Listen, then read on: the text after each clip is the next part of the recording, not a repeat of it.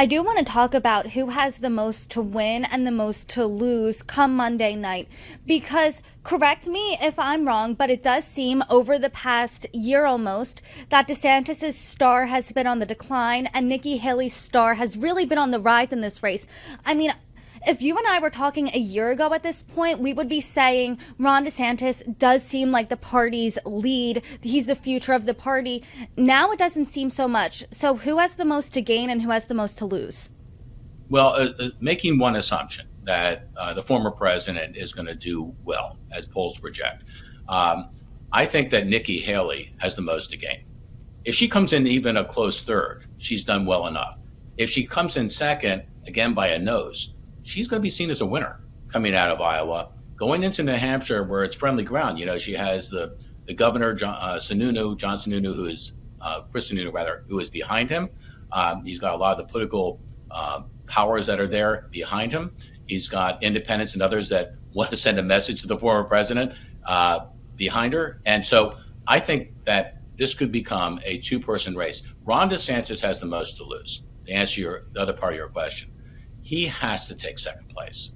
There is no good third for him. He's got to be in second place. And even then, if he is badly behind the former president and looking at New Hampshire as kind of the killing ground for him in terms of his chances of doing even decently, I think he's going to have a very difficult decision ahead, and the decision would be made between the caucuses in Iowa and the New Hampshire primary. Let's talk about DeSantis supporters then. And obviously, this is hypothetically speaking right now because Iowa did not happen. But let's say after the caucuses, Ron DeSantis doesn't perform well. He ends up dropping out. Who then, if you're a Ron DeSantis supporter, are you going to support Nikki Haley or are you going to support Donald Trump? What type of Republican is that? Well, they tend to be conservative.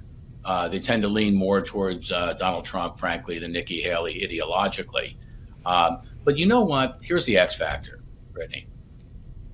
Americans want a contest. We love a contest. We don't want this to be a coronation. We want to see, the playoffs. We don't want it to go directly from the regular season to the Super Bowl. We want to see the playoffs because those are interesting too. And I think there's some of that that's in play for Nikki Haley. She has the best shot to extending the race for the Republican nomination for president more than anybody else in the field right now. And of course, right after New Hampshire, with the little sidestep of Nevada, which has kind of a strange system in play, two different caucuses and a primary, and they go to South Carolina, the home state of Nikki Haley. That, if it were a one-on-one contest, becomes fascinating because that's an all or nothing kind of race for Nikki Haley. She can't go into her home state and not prevail over the former president. But the polls there suggest that in and of itself is a tall mountain to climb.